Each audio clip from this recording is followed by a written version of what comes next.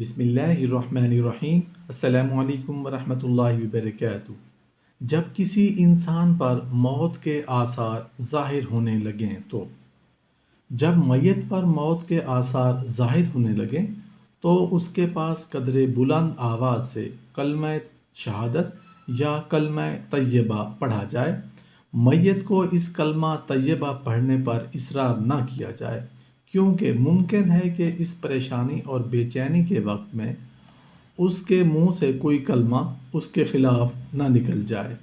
نیز میت کے قریب سورہ یاسین اور سورہ رعد پڑھنا بھی مستحب ہے، اس سے روح کا نکلنا آسان ہو جاتا ہے۔ جب کسی پر موت کے آثار ظاہر ہوں تو اس کا سر شمال کی طرف اور پیر جنوب کی طرف کر کے دائیں کروٹ پر لٹا دیں، اور اگر اس طرح چٹ لٹایا جائے کہ قبلہ اس کی داہنی طرف ہو جائے اور اس کے چہرہ کو قبلہ کی طرف کر دیا جائے تو بھی جائز ہے۔ اگر قبلہ کی طرف رخ کرنے میں تکلیف ہوتی ہو تو پھر اس کو اپنے حال پر چھوڑ دیا جائے۔ اگر کوئی خوشبو اگربتی وغیرہ میسر ہو تو اس کو جلا کر میت کے قریب رکھ دینا جائز ہے۔ جب موت واقع ہو جائے تو کسی کپڑے وغیرہ کے ذریعہ جبڑے باندھ دیں اور نرمی سے آنکھیں بند کر دیں، اور آنکھیں بند کرنے والا یہ دعا پڑھے۔ ترجمہ آپ کے ساتھ شیئر کر رہا ہوں۔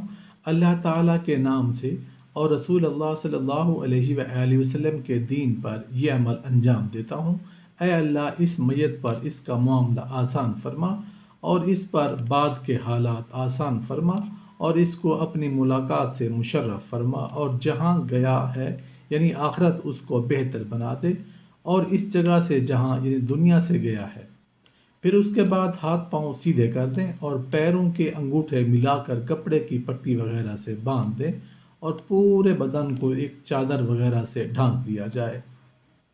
انتقال کے بعد اس کے پیٹ پر کوئی بھاری چیز لوہا وغیرہ رکھ دیا جائے تاکہ اس کا پیٹ نہ پھولے۔ جب کسی شخص کا انتقال ہو جائے تو اس کے پاس جنبی یعنی ناپاک انسان جس کو غسل کی حاجت ہے اور حیض و نفاس والی عورتیں نہ آئیں۔